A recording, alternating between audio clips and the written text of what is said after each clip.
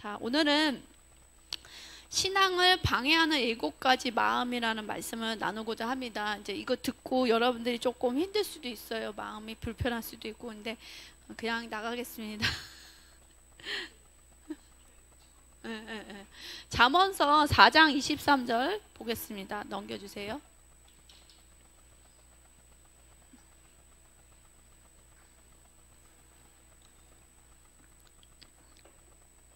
저는 이 말씀은 잠언서 4장 23절을 늘 가슴에 담고 있습니다. 자, 읽어봅시다. 뭐든 지킬 만한 것 중에 더욱 내 마음을 지키라. 생명의 근원이 이에서 남이라.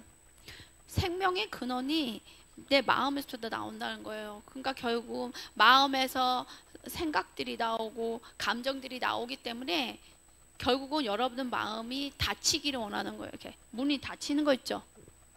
그러면 여러분 마음이 닫히면 사람들하고 교제가 될까요?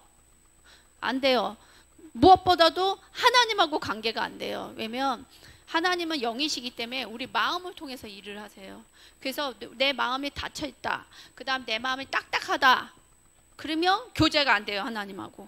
사람하고도 교제가 안 돼요.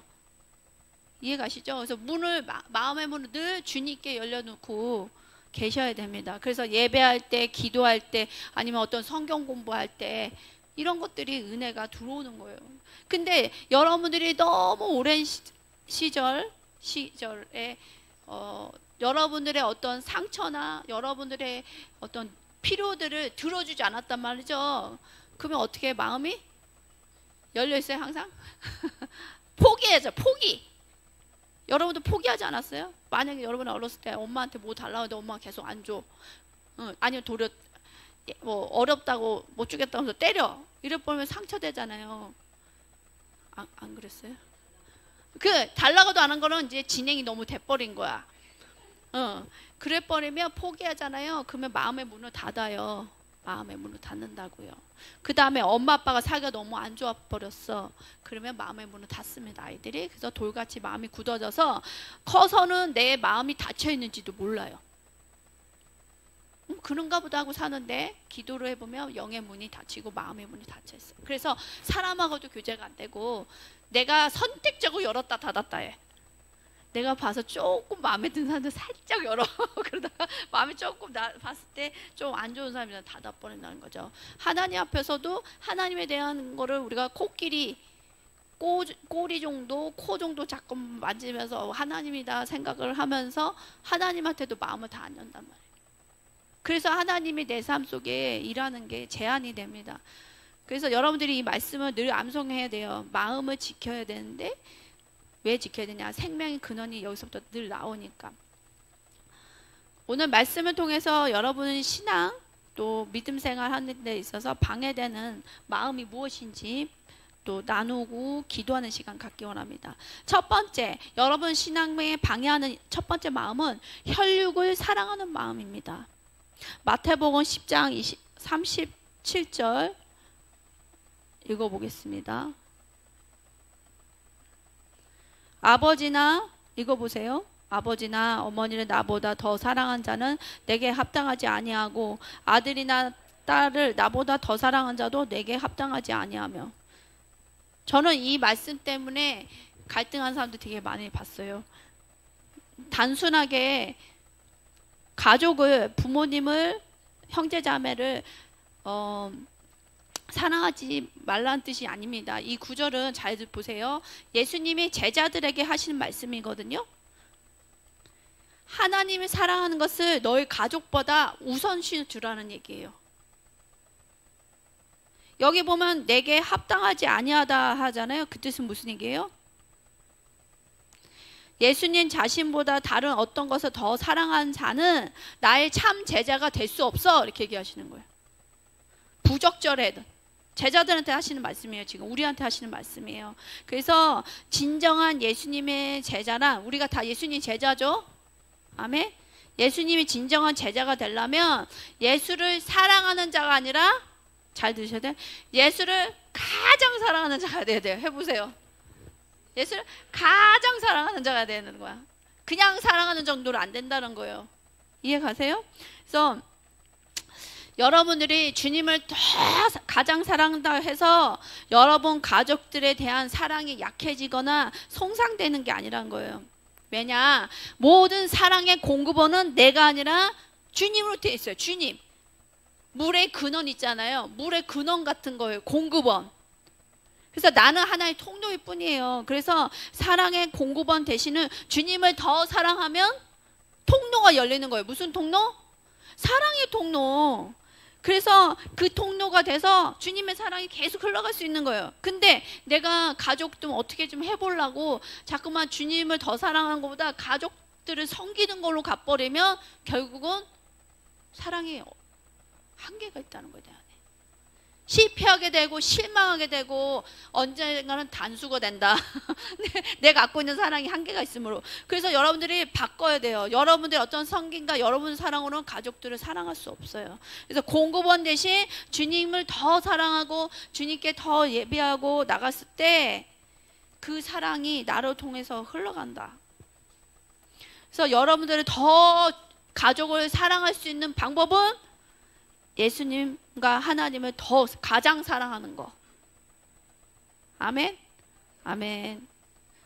두 번째, 신앙을 방해하는 마음. 자기 생명을 사랑하는 마음. 요한복음 12장 25절 말씀이에요. 자, 읽어봅시다.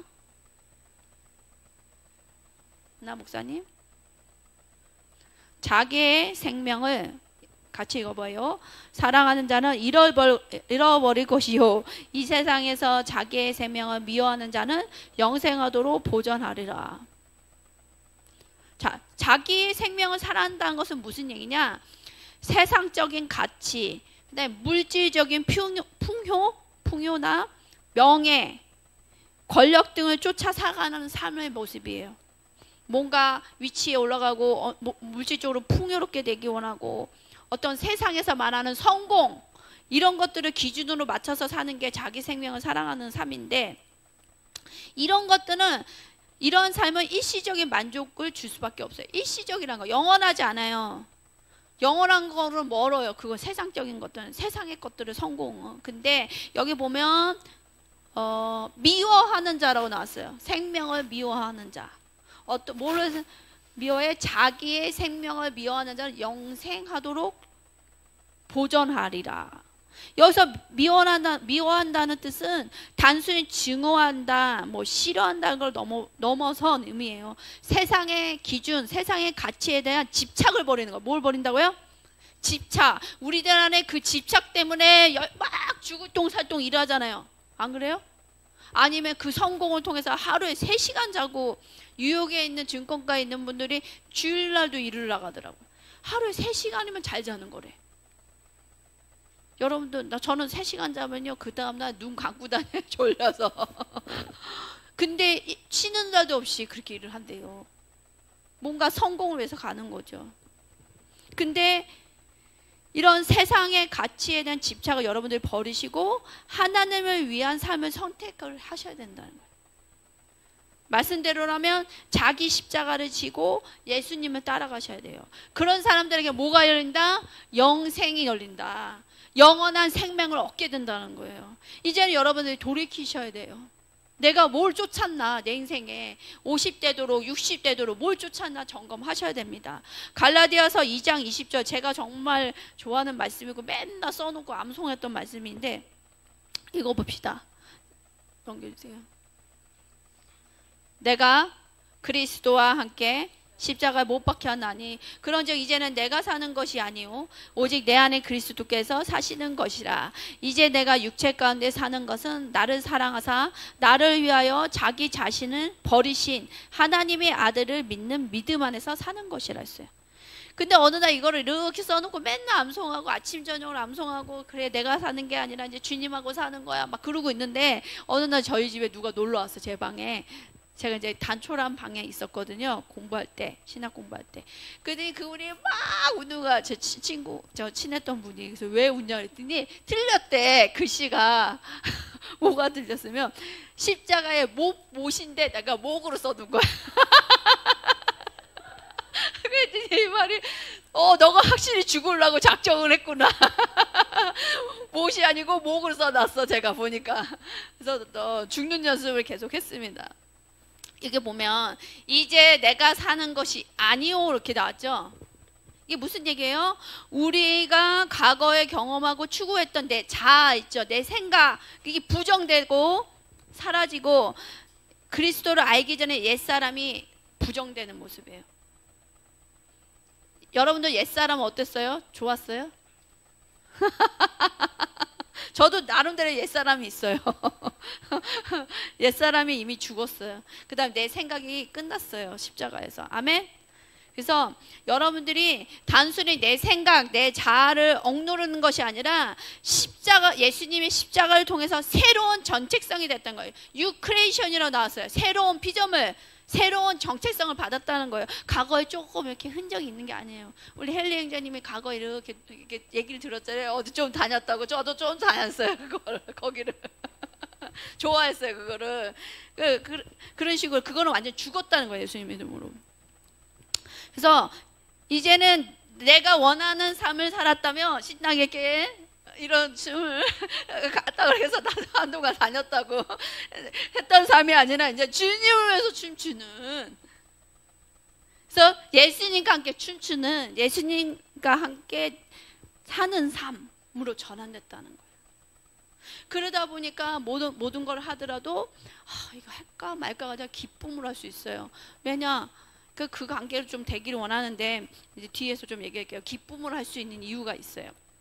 하여튼 십자가의 은혜와 희생을 통해서 우리는 예수님 우리에게 베풀어진 구원을 믿고, 뒤에 보면 하나님 아들을 믿는 믿음 안에서 산다는 게 무슨 얘기면, 믿음 안에서, 주님을 믿는 믿음 안에서 모든 결정과 행동을 한다는 얘기예요. 여러분들 안에 결정해야 될 것들, 모든 것들을, 행동하는 것들을 그냥 하는 게 아니라 예수님을 믿는 믿음 안에서 결정을 하는 거예요. 그래서 늘 의뢰하고 기도하면서 감사함으로 할 수 있는 거죠. 근심 걱정이 아니라. 세 번째 마음입니다. 돈을 사랑하는 마음입니다. 디모데전서 6장 10절 볼게요.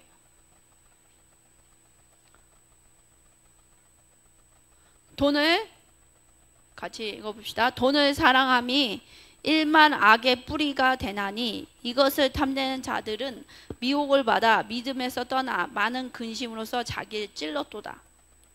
보면 뭐를 사랑했어요? 돈을 사랑했대.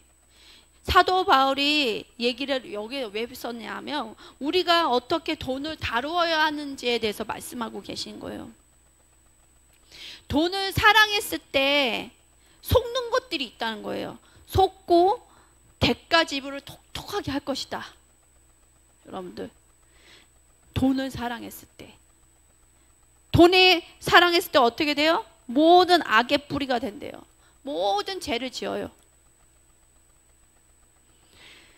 우리가 이 부라는 걸 봤을 때 어떻게 생각하고 그 부의 근원은 누구라고 생각하는지에 대해서 생각을 해봐야 돼요. 여러분 남편입니까? 아니면 내 자신입니까? 누구십니까? 부의 근원이? 하나님이세요. 근데 왜 내 삶에 부가 안 풀어져요? 그걸 안 믿으니까. 하나님은 그 부의 근원이라는 걸 믿지 않고 하나님 원리대로 벌고 쓰지를 않았기 때문에 안 풀어지는 거예요.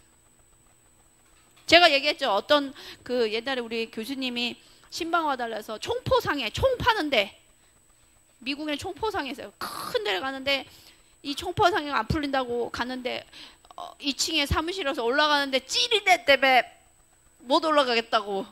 아 이게 무슨 냄새야. 총포상인데 갔더니 뭐예요? 이런 뭐죠? 그 우리 뭐야 달마상 같은 게 그 석상이 있는데 조각상이 그 밑에 찌린내 그렇게 나더래요. 그래서 뭐 냄새가 이렇게 지독하냐고. 오래된 화장실 같은 냄새가 나는 거.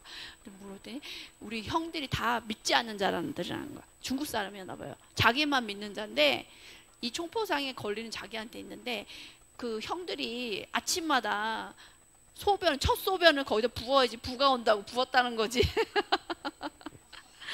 그래서 그렇게 냄새 갔던 거예요. 당장 이거 갖다 버려야지 팔릴 거라고. 하나도 여차저차 그런 얘기예요. 불을 위해서라면 그 찌린내 나는 걸 감수를 한다니까요. 남 얘기가 아니에요. 우리들 안에도 돈을 사랑함 때문에 얼마나 영적으로 봤을 때 더러운 것들을 타협을 하고 있는지. 이게 속인다는 거예요, 이게. 그래서 하나님이 진정한 나의 공급원으로 믿으셔야 돼요. 그 다음에 나의 삶이 재정의 흐름이 재정 벌고 쓰는 것들이 하나님이 말씀하신 방법들을 쓰셔야 되는 거죠. 결국은 돈을 사랑하게 되면 여러분의 삶에 궁극적인 속임으로 이끕니다. 속이는 일들이 많이 생겨요. 하나님과 돈을 동시에 섬길 수 없습니다. 만몬과 함께 섬길 수 없다고 분명히 말씀하셨어요. 만몬은 신이에요. 이건 영적인 의미예요. 정말 돈을 사랑함으로 망했던 사람들이 너무 많이 나와요, 성경에. 아간은 어떻게 됐죠? 아간이 자기 그 여리고성에 있었던 옷과 막 이런 것들 숨겨놨어. 자기 천막에 숨겨놨어. 너무 좋아 보여서 하나님이 다 전리품을 버리라고 했는데 너무 좋아 보고 옷도 좋고 금은보화가 좋아서 자기 집에 장막에 딱 넣어놨는데 그것 때문에 그 다음 전쟁터 그 아이성 정주 때 그 한 명 때문에 다 멸하게 된 거예요. 전쟁이 실패했어. 많은 사람이 죽어버렸다는 거예요. 그래서 누구 때문에 우리 전쟁이 진 거죠? 하나님 제비를 뽑아라. 제비 뽑았더니 누가 났어요? 정확하게 그 많은 몇십만 명 중에 제비를 뽑았더니 정확하게 아간. 너무 끔찍하지 않아요? 나는 좀 그런 생각이 없어요. 제비 뽑을 때 그 많은 사람들이 어느 지파, 어느 패밀리 이렇게 점점 더 내려가거든요. 그러면 벌써 누구 지파 했을 때 털이 떨려갖고 주님 죄송합니다, 회개합니다 했을 것 같아. 근데 자기 지파, 자기 어떤 그 다음에 자기 패밀리까지 나올 때까지 한 번도 회개했다는 얘기가 안 나와. 잘 들으셔야 돼요. 여러분들 조금 뭔 일 있을 때 얼른 납작 엎드리셔야 하라고. 하나님이 한 번에 안 치셔요. 이렇게 이해 가세요? 한 번에 이렇게 안 치신다고. 공의로우셔서 조금 기미를 줘. 빨리 해결하니? 좋은 말 할 때 해라. 이럴 때 납작 엎드려 해결해야 되는데 이 아간이 뻔뻔해. 제비가 그렇게 뽑히는데 자기 아간까지 딱 정확히 제비 뽑을 때까지 많은 시간을 어떻게 보냈는지 몰라. 결국은 어떻게 해요? 땅에 막 흔들리더니 아간과 아간 가족을 꾹꾹 삼켰어. 지진이 나갖고 꾹꾹 삼켰다고요. 그리고 땅이 다쳤어. 여러분들 상상 안 돼요? 영화 보면 막 나오죠. 그런 일이 아간한테 있었어. 결국은 이 아간의 한 명이 죄 때문에 이스라엘이 아간의 아이성 정투를 실패하게 됩니다. 돈을 사랑한 마음이 있었어요. 그 다음에 드릴라는 누구 여자친구였어요?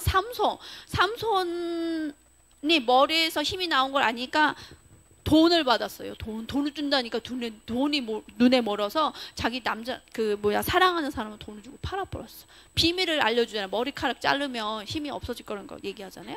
그 다음에 아나니아 삽비라 성령님께 거짓말을 하고 땅 다 판 돈 맞냐? 맞다고 해서 둘 다 죽죠, 부부가. 그 다음에 욥은 이런 얘기했어요. 자신이 만약에 재물을 의지한다면 하늘의 하나님을 배반한 것이라는 말씀이 있어요. 욥은 정직했어, 하나님한테. 그 다음에 솔로몬 잠언서를 썼어요. 솔로몬이 11장 28절에 자신의 재물을 의지한 자는 패망할 것이다. 솔로몬이 얼마나 부자였어요. 근데 자기가 써놓고 자기가 망했어. 아이고. 그렇게 자기 다윗 아버지를 통해 또 왔던 부를 그렇게 누렸는데 전쟁도 없었어요.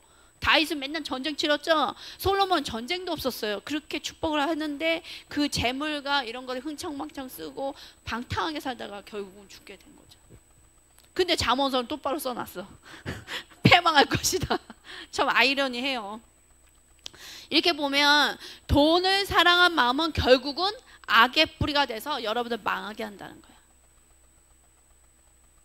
네 번째, 자기를 사랑하는 마음. 디모데후서 3장 2절 말씀입니다. 읽어봅시다. 디모데후서.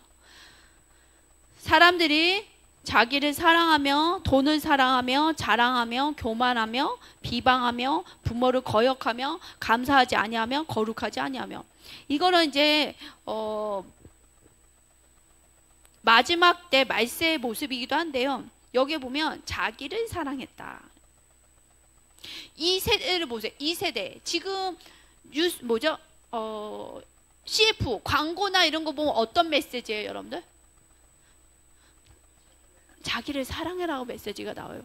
그런 메시지 아니에요? 그러니까 갖거라, 그러니까 사라, 막 이런 얘기 아니에요? 그러니까 여행을 떠나라, 이런 내용 아니에요? 저 이렇게 보면 광고 보면 다 그런 메시지던데, 그쵸? 이 세대는 자기를 사랑하라고 중요시 강조를 해요. 근데 이 말씀대로는 뭐예요? 말세 증후야, 말세 증후. 이게 말세에 대한 마지막 때 증후 중에 하나가 자기를 사람들이 사랑한대요. 돈을 사랑하고 자랑하고 교만하고 한다는데, 말세 증후가 이미 마이너하다는 거예요. 어떤 분이 도전할 수 있어요. 목사님 때 치유받을 때는 나 사랑하라고 하시는데 무슨 얘기예요? 그러는데 잘 들어보세요.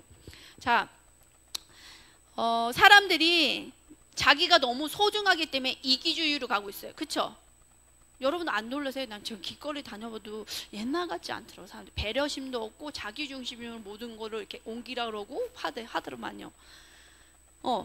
왜냐면 이제 자기 사랑이 커져서 자기를 너무 소중하니까 자기에 대해서 생각이 많은 시대인 거야. 여러분도 혹시 자기에 대해서 생각 많으신 분들 회개하셔야 됩니다. 자기 사랑이 충만한 거야. 그 다음에 자신에게 다치는 고통이 싫어, 피하고 싶어. 이게 다 자기 사랑의 증후예요. 디모데후서 말씀은 보면 자기를 사랑하는 것이 말세에 보이는 죄악의 한 가지 종류라고 말을 하는데, 그러면 자기를 사랑하지 말라는 것인가요? 아니에요. 성경에서는 자기에 대해서 먼저 부인하라고 나왔어요. 부인.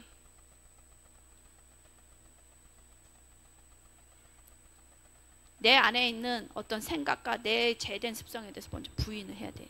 왜냐? 내 사랑으로 나를 돌보고 있는 거야.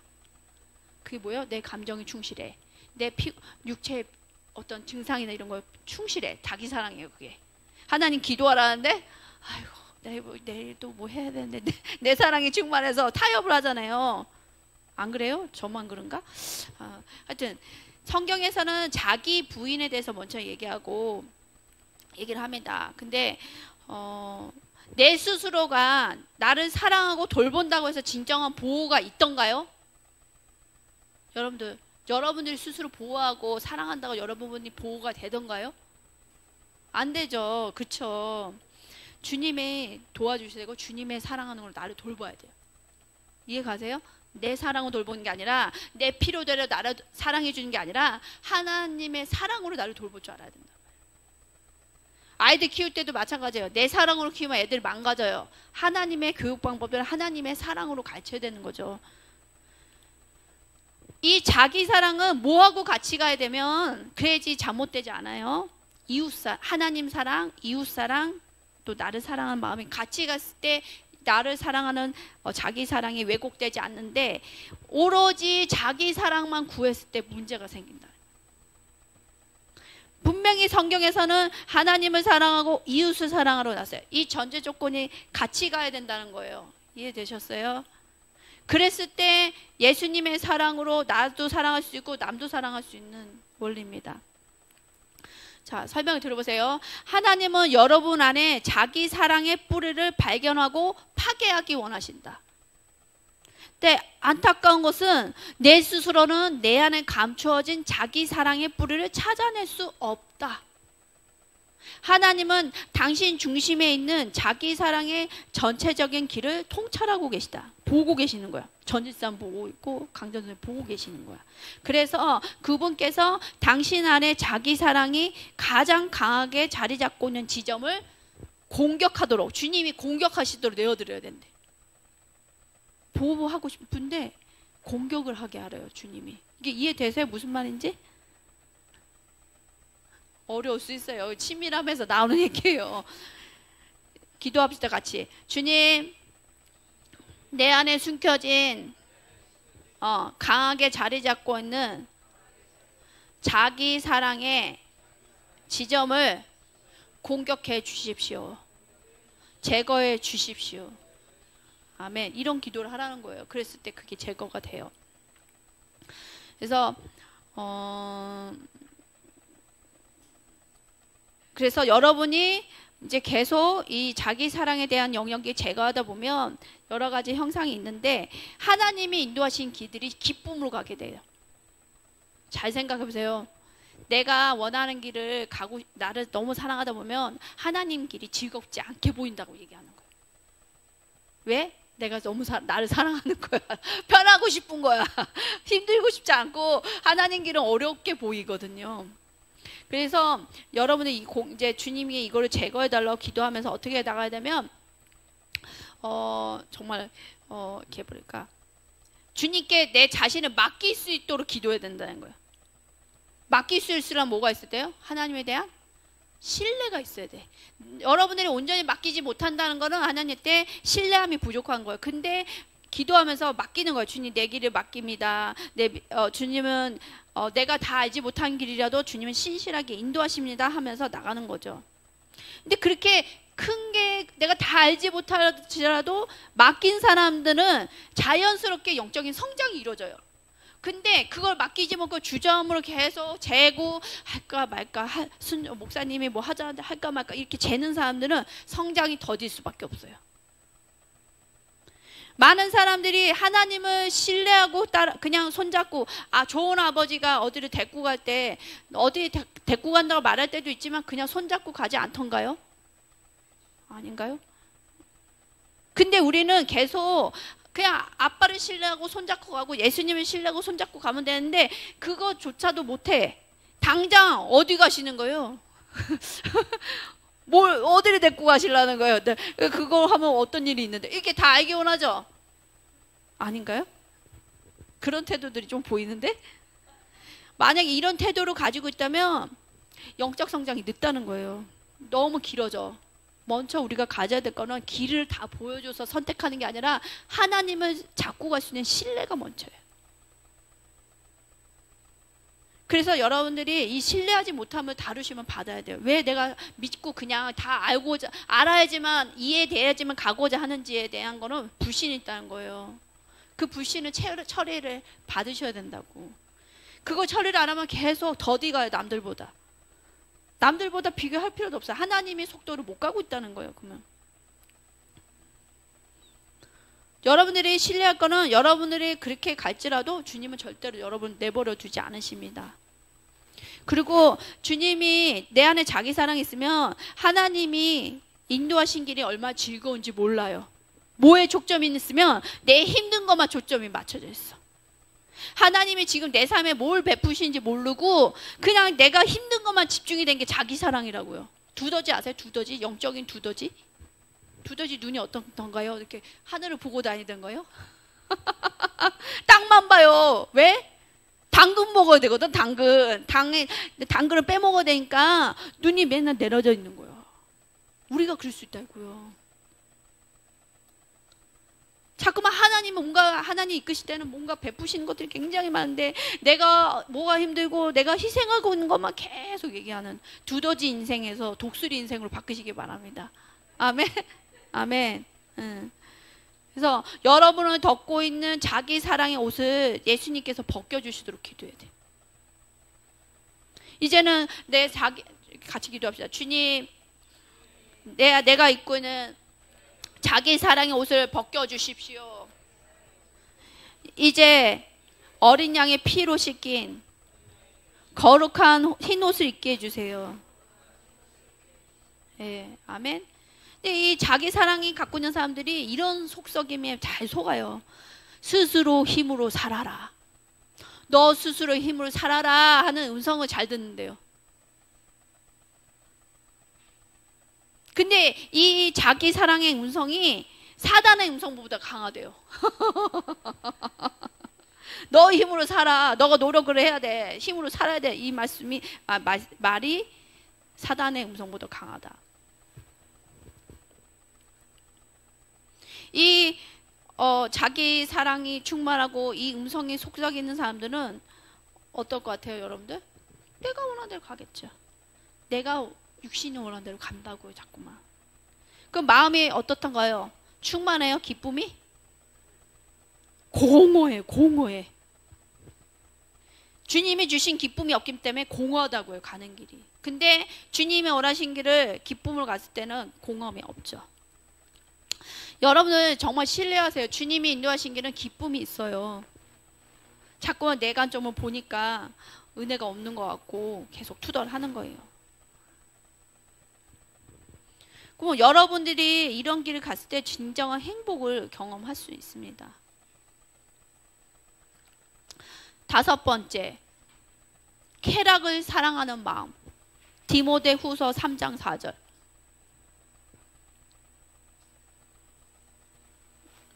열어주세요. 나네요. 배신하며 조급하며 자만하며 쾌락을 사랑하기를 하나님 사랑한 것보다 더하며. 디모데전서 5장 6절. 향락을 좋아하는 자는 살았으나 죽었으니라. 디모데전서 이 말씀은 5장 6절은 과부들한테 한 말씀인데 우리에게도 주시는 말씀이에요. 쾌락을 사랑한다. 내 육신이 원하는 것을 따라가는 거예요. 먹고 노는 거, 나의 취미 활동, 취미 생활을 하나님보다 더 사랑하는 거. 스포츠, 낚시, 게임, 음악 감상, TV, 드라마 보는 거, 영화 보는 거, 또 스마트폰 하는 거, 그 다음에 막 쇼핑 다니는 거. 다니지 말라는 게 아니에요. 우선순위 두는 거 말이에요. 이런 재미에 빠져서, 재미죠. 재밌는 거 이렇게 보느라고 영적으로 나를 돌보고 먹이고 성장하는 거에 관심 안 갖는 거. 그 다음에 천국이 어떤 것인지 소망하지 않고 세상의 즐거움에 관심을 갖는 거. 그래서 뭐가 재밌어? 물어보죠? 안 물어봐요? 요새 뭐 봐? 하는 사람도 있어요. 그래서 막 드라마 같이 보고. 쾌락을 쫓으면 안 됩니다. 따라해보세요. 여러분들 이제. 행복은 육체적 쾌락이 아니라 하나님 관계 속에 있습니다. 아멘? 아멘. 하나님만이 나의 기쁨의 근원 되십니다. 아멘. 아멘. 6번째, 세상을 사랑하는 마음. 디모데후서 4장 10절, 그 다음 요한일서 2장 15절에서 17절. 같이 읽어보겠습니다.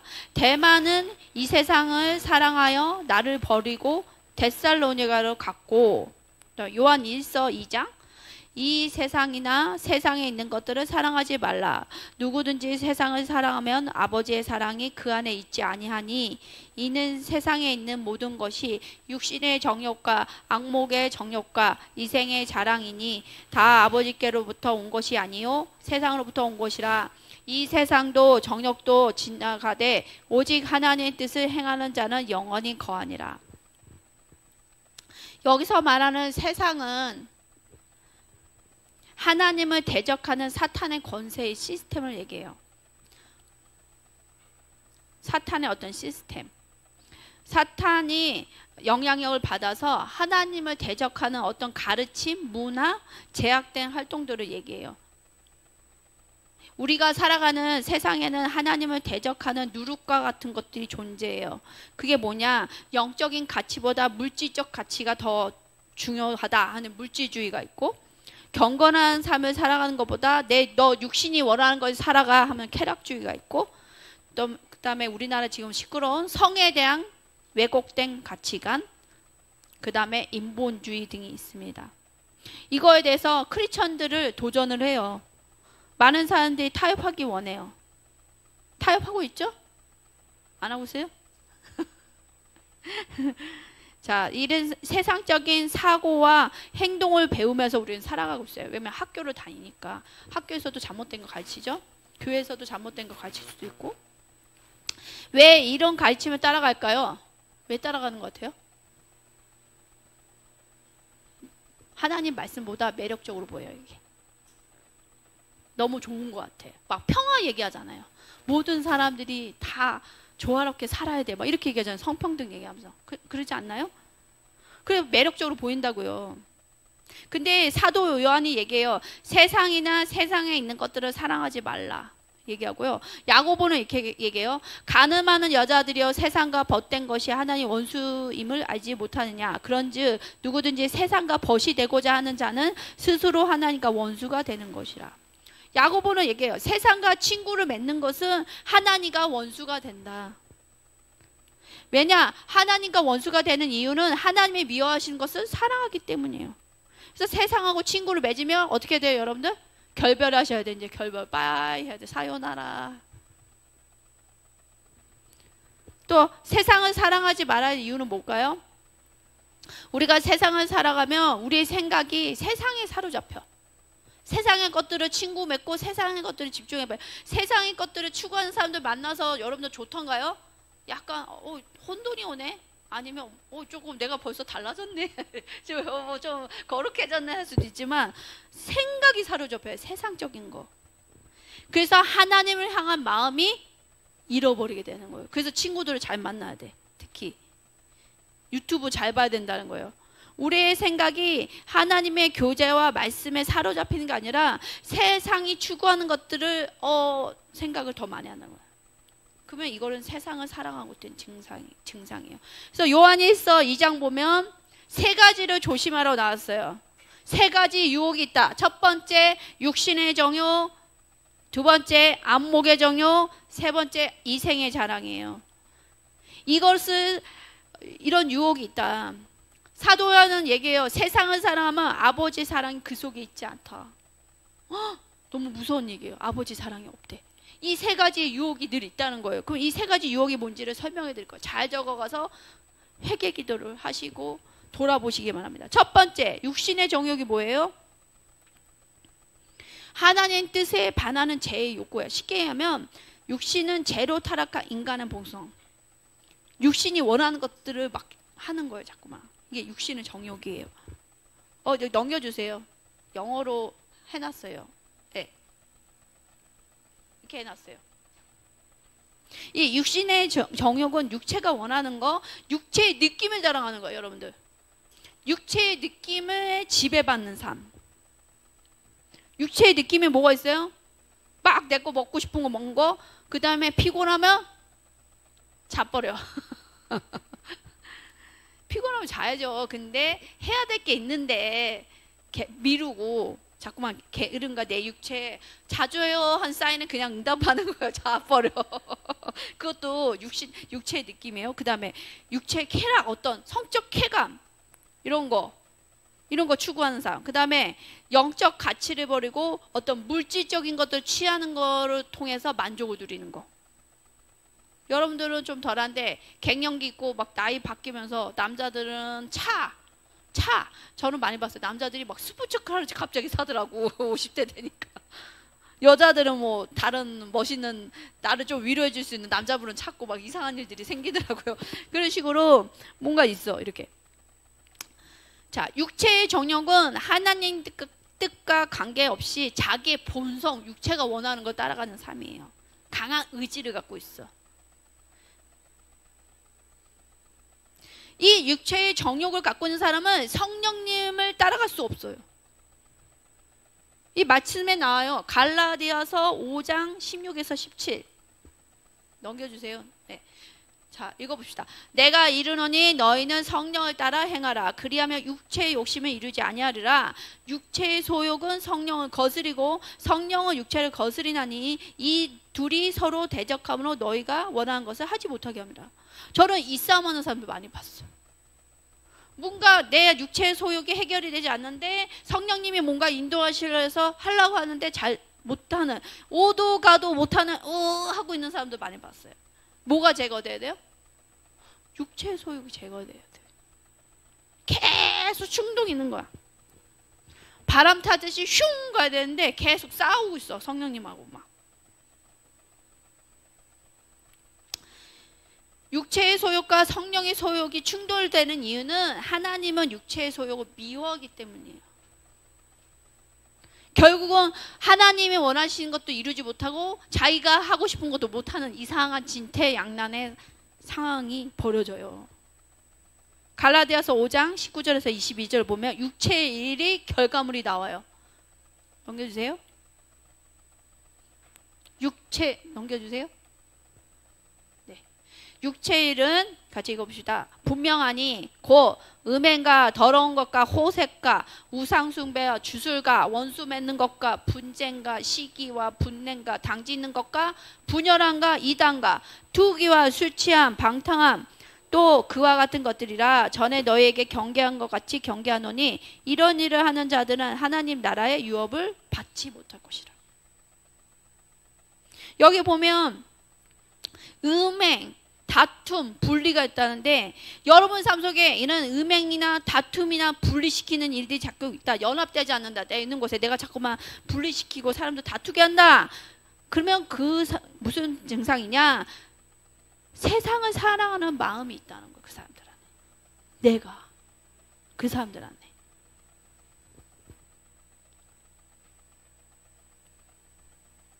결과물이 안 좋아요. 뭐가 안 좋아요? 하나님 나라 유업을 못 받는데요. 이런 사람들. 자, 두 번째 정욕. 안목의 정욕. 이게 유혹을 합니다. 안목은 뭐예요? 보는 것에 대한 소유욕. 보는 거. 성경에 보면 눈은 유혹을 받게 하는 길이라 이렇게 나왔어요. 유혹을 받을 수밖에 없는 어떤 부분이 있어요. 그래서 성경에 예가 나와요. 다윗이 밧세바가 모욕하는 걸 봤어요. 그 유혹을 받아서 여자를 데리고 오게해서 간통을 하고 살인 교사까지 하잖아요. 욥은 이래요. 욥기서 32장 보면 욥은 자신의 눈과 언약을 맺어 처녀를 향하여 음욕을 품지 않겠다는 말씀이 있어요. 욥은 정결하게 내 눈을 맺겠다. 난 절대로 처녀를 방에서 보면서 이상한 욕구를 갖지 않을 거야. 결정을 했대요. 그 다음에 예수님도 얘기하세요. 온몸이 어두울 것이니 그러므로 내게 있는 빛이 아니고 뛰어나오네. 눈은 몸의 등불이니 그러므로 내 눈이 성하면 온몸이 밝을 것이요 눈이 나쁘면 온몸이 어두울 것이니 그러므로 내게 있는 빛이 어두면 그 어둠이 얼마나 하겠느냐. 무슨 얘기냐? 눈은 몸의 등불이래요. 그래서 눈이 온전하면 거룩하게 이렇게 구별되면 몸이 밝아진대. 근데 눈이 어두워. 하나님 보이지 말라는 것들 자꾸만 봐. 어둡다는 거예요. 눈이. 그러면 온몸이 어두워진다는 거예요. 눈이 나쁜 것을 바라보면 온몸이 어둠 재에 빠지게 될 것이다 얘기하는 거예요. 처음부터 나쁜 짓 안 해요. 눈으로 봤기 때문에 나쁜 짓을 시작해요. 특히 남자들이 좀 약하죠. 대답을 안 하신 거 아닌가? 우리 성도분들 아니네. 할렐루야. 자, 선글라스 다 끼고 가리고 다니세요. 자, 눈은 뭐하고 연결이냐? 마음하고 연관이 있어요. 마음. 그래서 눈으로 무엇을 바라보냐가 마음이 평강이 올 때도 있고 어둠의 문을 열기도 한다는 거예요.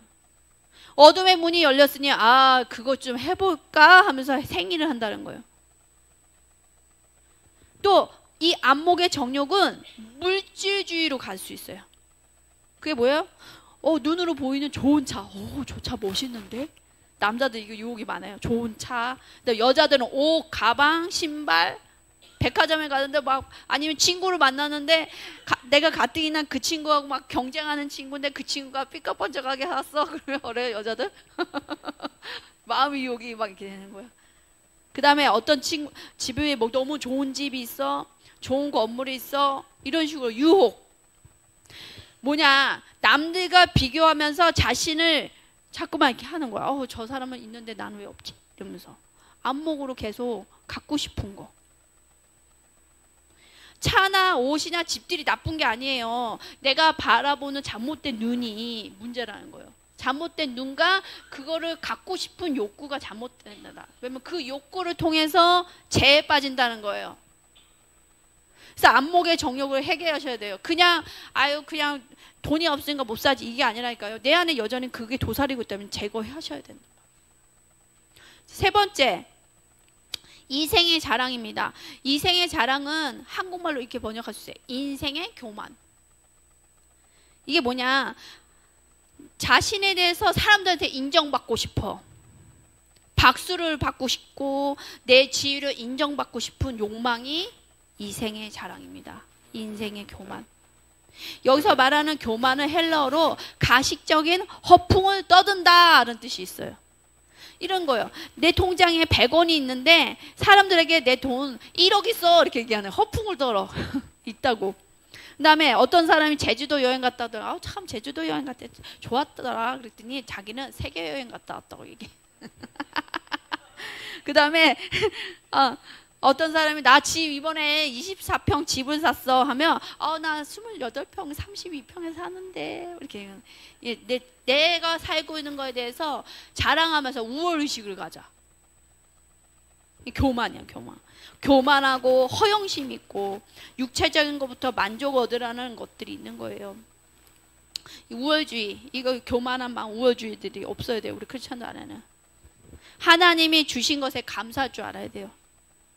그리고 내가 갖고 있는 걸로 남을 누르고 이런 거는 정말 하나님 안 기뻐하십니다. 교만입니다. 근데 이런 자랑함이 죄송하지만 저희 어머니 동네에 많더라고요. 어머니 동네에 나이 드신 분들인데 자녀들이 뭐 갖다 주고 용돈 주면 계속 저한테 얘기를 해요. 어머니 누가 뭐지 누가 했는데 남을 어쩌라고 영향 받는 거예요. 그분들이 다 자랑하는 거야 자꾸만. 그래서 시기 질투를 익히는 거지. 안 좋아요 이런 것들은. 아셨죠? 죄입니다, 죄. 7번째, 이제 신앙을 방해하는 마지막입니다. 이제 마무리됩니다. 불의의 삭을 사랑하는 마음입니다. 7번째 볼게요.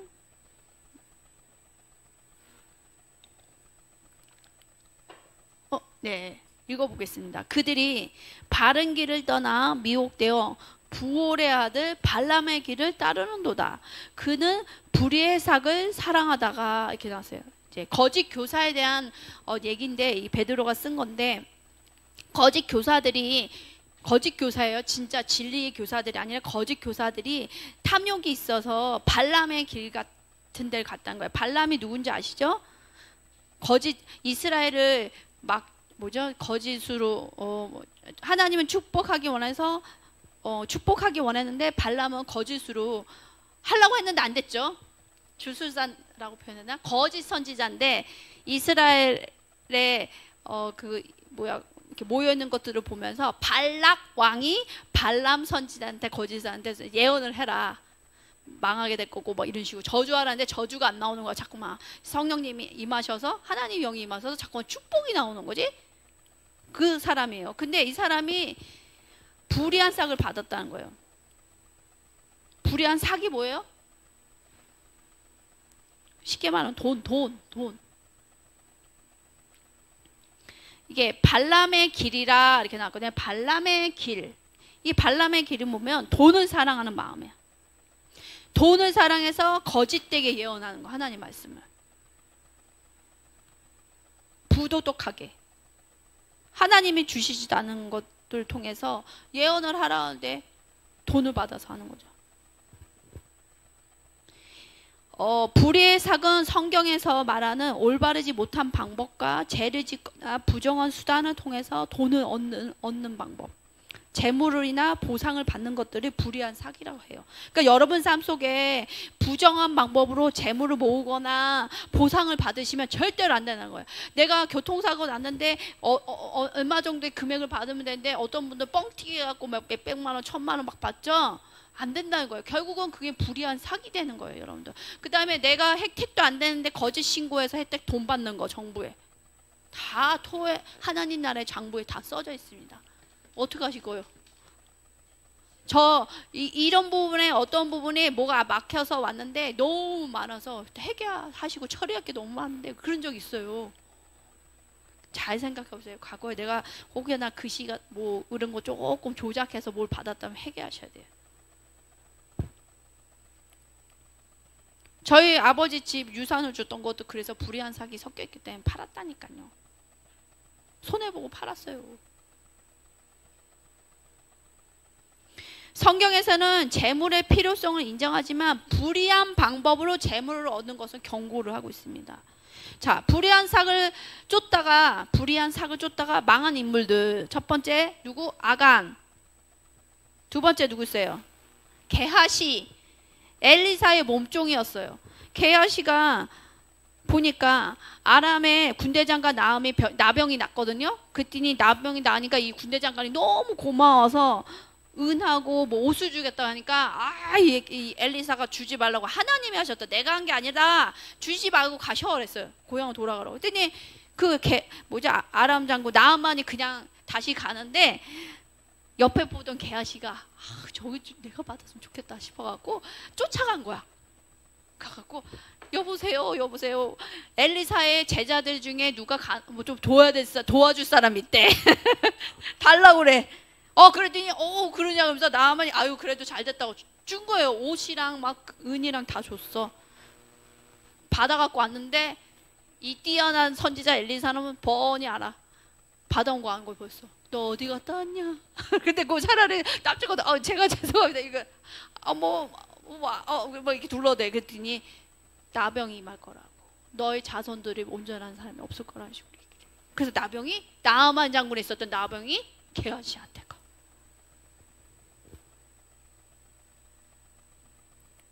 가룟 유다를 봅시다. 가룟 유다 어떻게 했어요? 예수님 배신해서 은하 30냥으로 예수님 팔고 예수님 죽게 만들었죠. 결국은 스스로 괴로워서 자살을 합니다. 이게 불의한 삭을 받은 사람들의 결말이에요.